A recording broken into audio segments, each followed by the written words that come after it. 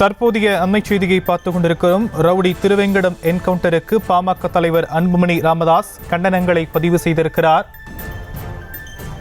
உண்மையை மறைக்க சதி என்று அன்புமணி ராமதாஸ் அறிக்கை வெளியிட்டிருக்கக்கூடிய அண்மை செய்தியை பார்த்துக் கொண்டிருக்கிறோம். ஆம்ஸ்டாங் கொலை தொடர்பாக ரவுடி திருவேங்கடம் என்கவுண்டர் செய்யப்பட்ட நிலையில் திருவேங்கடம் என்கவுண்டருக்கு பாமக தலைவர் அன்புமணி ராமதாஸ் கண்டனங்களை பதிவு செய்திருக்கிறார். அது தொடர்பான அண்மை செய்தியை பார்த்துக் கொண்டிருக்கிறோம்.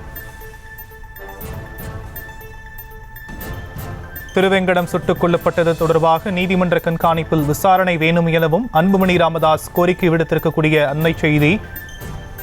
விவரங்களை எம்முடைய செய்தியாளர் சுபராமன் வழங்க நாம் கேட்கலாம். சுபராமன், அறிக்கையில என்னென்ன விஷயங்களாம் குறிப்பிடப்பட்டிருக்கு? வணக்கம் ஷாம். இன்று பாமக தலைவர் அன்புமணி ராமதாஸ் அவர்கள் அறிக்கை ஒன்று வெளியிட்டிருக்கிறார். அந்த அறிக்கையில் அவர் கூறியிருப்பதாவது, ஆம்ஸ்டாங் கொலை வழக்கில் எதிரி சுட்டுக் கொல்லப்பட்டதில் சதி நடந்திருப்பதாகவும் விசாரணை நடத்த ஆணையிட வேண்டும் என்றும் தெரிவித்துள்ளார்.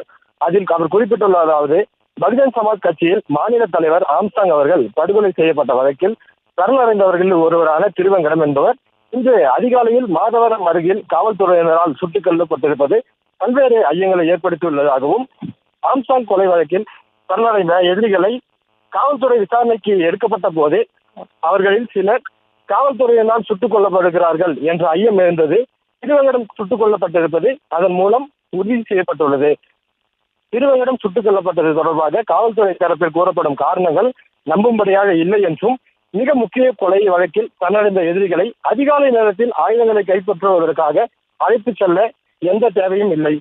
ஆம்ஸ்டாங் கொலை வழக்கில் தொடர்புடைய திருவேங்கடத்தை சுட்டுக் கொலை செய்திருப்பதன் மூலம் இந்த வழக்கில் தொடர்புடைய சிலரை காப்பாற்றவும், ஆம்ஸ்டாங் கொலை தொடர்பாக உண்மைகளை மூடி மறைக்கவும் சதி நடக்கிறதோ என்ற ஐயம் எழுகிறது. இன்னொரு புறம் சட்டம் சீர்குலைய அனுமதித்துவிட்டு ஓரிரு ரவுடிகளை காவல்துறை மூலம் சுட்டுக்கொலை செய்வதாய் வாயிலாக சட்டம் ஒழுங்கு சீரழிந்து விட்டதாக காட்ட முயல்வது மிக மோசமான அணுகுமுறையாகும். இந்த அணுகுமுறை கண்டிக்கத்தக்கது என்றும், திருவேங்கடம் சுட்டுக் கொல்லப்பட்டிருப்பதன் மூலம் ஆம்ஸ்டாங் கொலை தொடர்பாக மர்மம் வலுவடைந்துள்ளது. இந்த விவகாரத்தில் அரசின் செயல்பாடுகள் சந்தேகத்திற்கு அப்பாற்பட்டதாக இல்லை.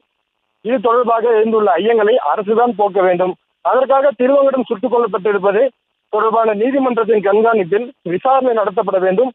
ஏற்கனவே நான் வலியுறுத்தியவாறு ஆம்ஸ்டாங் கொலை வழக்கின் விசாரணையை சிபிஐக்கு மாற்ற வேண்டும் என்ற கோரிக்கையை அவர் அந்த அறிக்கையில் வைத்திருக்கிறார்.